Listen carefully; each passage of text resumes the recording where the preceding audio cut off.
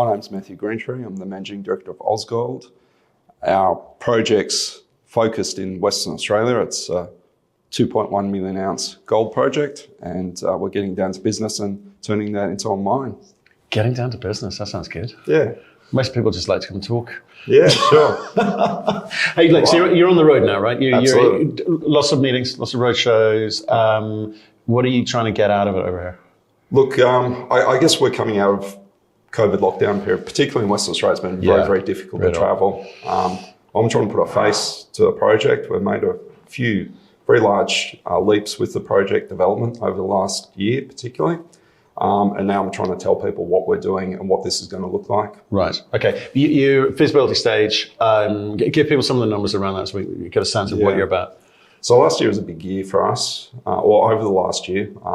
May this year, we put out our updated resource. We added 960,000 ounces to it. Mm-hmm. It's now 2.16 million ounces. We followed up in August with a pre-feasibility study and released our maiden ore reserve, which gives us 1.28 million ounces in ore reserve. It's an 11-year life of mine, producing 100,000 ounces. It's now the biggest undeveloped open cut project in Western Australia. And you took the first 6 years really front loading that production as well. That's right. So there's a few things that we could do with the scheduling there. This could be a much larger mine, but what we opted for is to make more money, particularly early on. And what that has done is given us a really short payback period of 18 months.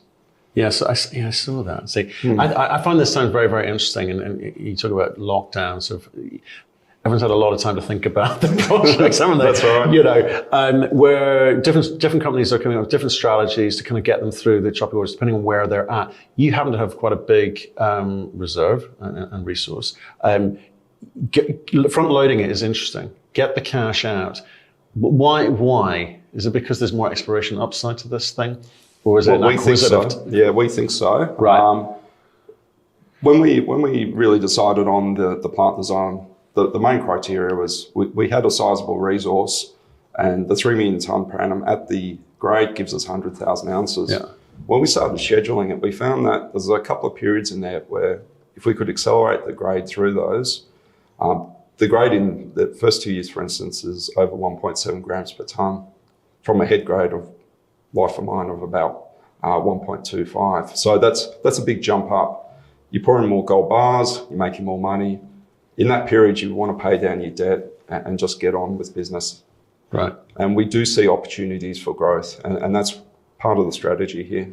Well, I think all companies need a growth component to this story if shareholders are to continue to be interested, for sure.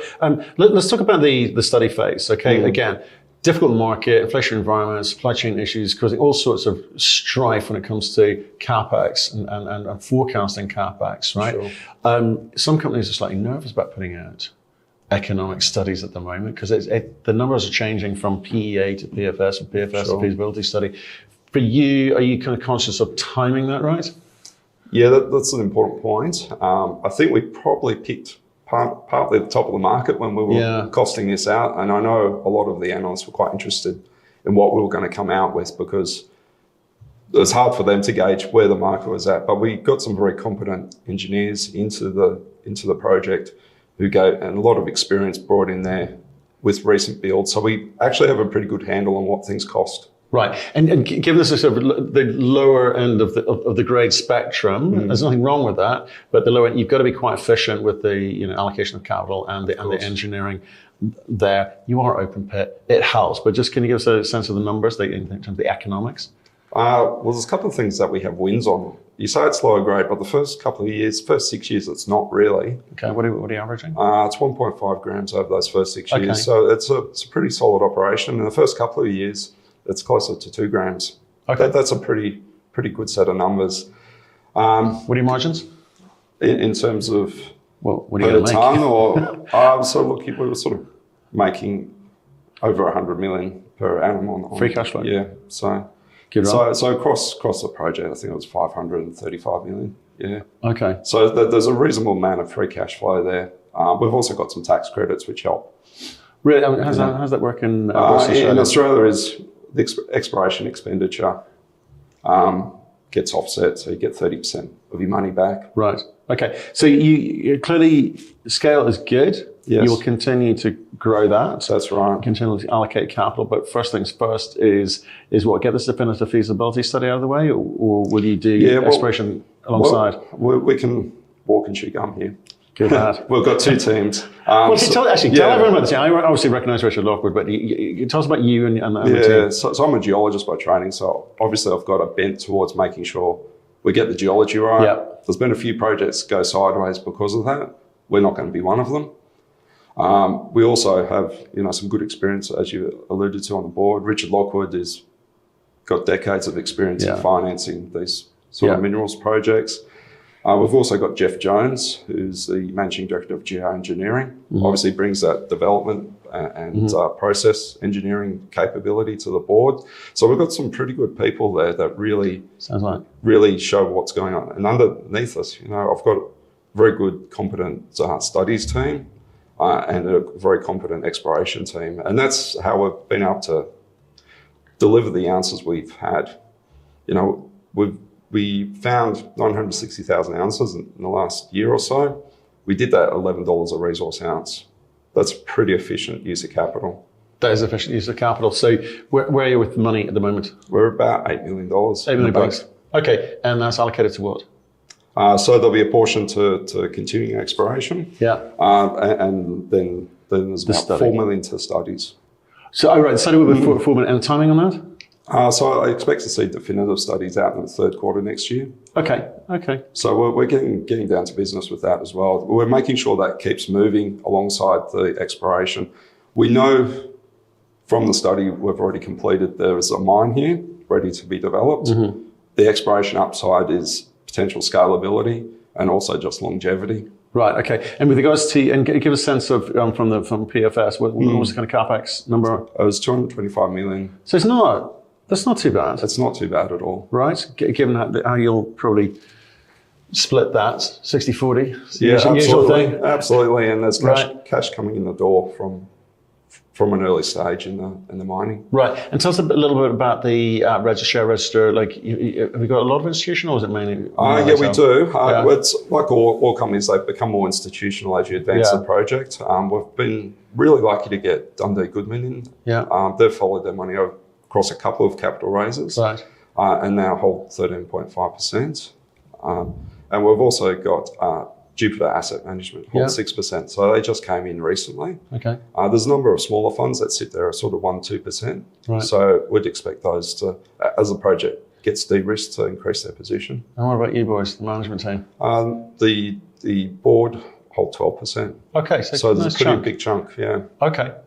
So really the top 70% doesn't really move of the total register. It's a pretty solid register, and that can be attributed to some good brokerage, but also Richard's connections. Right. Okay. But you need a bit of retail, get that liquidity. Of course. Going. We've got a few shares on issue, so I guess that takes care of that. Yeah. So we kind of get a sense of what you're in control of. Obviously, it's been a sort of tricky market for gold recently, price wise. Yeah. But Aussie actually not as bad as North America, actually. Funny enough.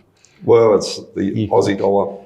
Yeah, it's really kind of helped a lot, I think. It has. But look, the cost pressures on the producers have been there, so that's been recognised. And I think that is coming out in the market, in the sense that people have been a little bit risk off. Yeah. Just waiting to see what happens in each of the quarterlies with some of the producers. And obviously that filters down to the developers and the explorers. Right. Now, you've been on this roadshow, you've been meeting lots of new investors as well. What are the concerns for them? Again, just in the context and the backdrop of this kind of precious metal market being off, right? It's been off, risk off, etc. Lots of gold stories out there, lots of optionality for investors as to where they place their money. What are you pitching yourself as being in terms of being better than peers? Ausgold's a pretty interesting story in that sense. Very safe jurisdiction. Right. Very safe. We know we can build mines in Western Australia. This project is now the largest undeveloped gold mine, open cut gold mine in Western Australia. So that's garnering a lot of interest because of that. Yeah. There's projects like De Grey, but that's a much larger enterprise. It's a different, league in the sense that it's different metallurgy. Yeah, but this project is definitely a mid-tier project. the 100,000 ounce production profile is very, very attractive to investors and companies alike. There's a lot of optionality around that. And I guess other things that we see that are fairly unique with this Katanning project is that it's in the wheat belt, so it's not a remote project. And where the advantages come from that is good road transport, access to grid power.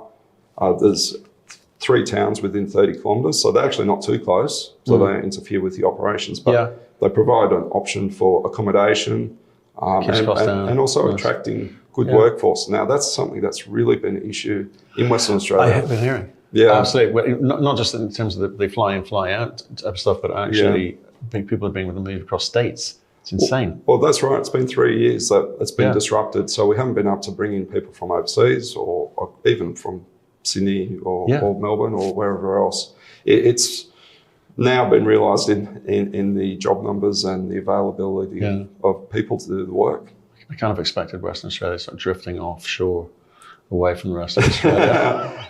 Our Premier thought about that, you know. I think so. I saw the trench. Okay, well, it sounds like you've got something quite unique there and quite close. So, again, give us a sense of timing on all this, because you're going to have to, once the DFS is out, Q3, well, you'll have had conversations around funding well before then. Sure. Term sheets on the ready, certainly at that sort of quantum. Of course, you know, I think it'll be interesting to see what the pricing of that money at the end of next year, if inflation does continue to drop off as it seems to be doing. We're getting good signs at the moment. Yeah, I think you know, there was a bit of a shock to the market over the last probably 6 months or so. That's been reflected in the gold price and I guess the interest in the sector.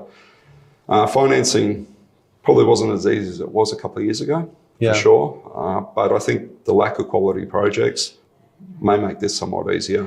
But I speak to a lot of gold producers right now, and they go, look, I tell you what, 16, 15, 1700, I'm fine.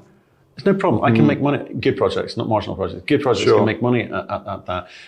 Clearly, it'd be nicer if it was higher. There's an expectation that it should go higher. There's an expectation that inflation will pop off, fuel prices will come down. Well, we had a big spike in the gold industry. It was around 2011? 2009 to 2011. Yeah. And at that time, the Australian dollar was at parity or higher than the US dollar. So the effective gold price in Australian dollars was about 2,000. It's closer to 2,600 at the moment in Australian dollars. So we're actually a lot bigger than that. I guess the bullish market that we had at that time. Yeah. But it's not been reflected in the equities. Yeah, no, but what I'm trying to work out is, and get a sense of what's coming down the line, because again, the last of 9 months, 12, 9 months, have been a case of costs have been rising. They continue to squeeze up from the bottom in terms of cost. Gold continued to fall. Projects became marginal. Marginal projects became terminal. With you, I think you're feeding. Timing's everything. So you got to kind of you're feeding into a market where perhaps costs will come off, and maybe gold should. Look, I think when we costed out the project, we were quite aware that we're at peak costings. So we looked at more longer term averages with some escalation in there, and built fat around that to make sure that we weren't deceiving ourselves. Right. For instance, when we did our costings in our cash flow model, we used $300 off swap price. Yeah. So we're well down from the spot. Yeah. Our pit shells are done at 1875 Australian dollars rather than the 26 that was trading it. So it gives you that optionality that we're not cutting the margins too tightly. And what you see is with the more recently developed mines, they often perform better than some of the older projects, which, doing cutback after cutback because they can. Your costs start to go up. Well, we've seen companies under pressure to take a few shortcuts and also be quite cute with the reporting in terms of, cut-off grades, for instance, not just like price of gold used, but things like cut-off grades, recovery rates, and it's kind of, asking for problems down the line. And the difference between studies are huge as a result. So you get a bit more firm. We took a sort of opposite view on that. We forced a 0.6 cut-off grade. Now our economics tells 0.4 is the right cut-off grade. But when we looked at our cash flow model, we made a lot more money by pushing the high grade through, not mining the lower grades, or if it's included, we park it on a stockpile. And in due course, that will be processed, of course. So what's the difference in that and some companies are asking for problems because they've gone, high grading like crazy at the Sure. beginning, and then later on you can blend away. But if you're blending low grade with low grade, you're going to get low grade, right? So how are you managing that? Well, there's a couple of ways to do that. As an investor, if you paid off the project, the tail of the project is your profit. Yeah. We've got 6 years of that, Okay. possibly 7. We've got a longer tail there that pushes out to 11 years. We're still making money in that period. And then we make decisions about, do we go higher throughputs and increase the capacity to pull more gold bars from lower grades? Yeah. Or as we're doing, making sure we keep the drill bits turning, because we know we've got some really excellent exploration properties that are not ready for mining, but they've got all the signs of something that could be added during those periods where the grade's declining from your main operation. The other thing we're looking at is the underground potential. Now, we know we've got some very, very high grades in this deposit. Like what? Some of my favourites, 26 at 6.6. That's our Jinka South lode. Yeah. There's a number of high-grade zones there. If you go through our deck, you can see what we're doing underneath our current open pits.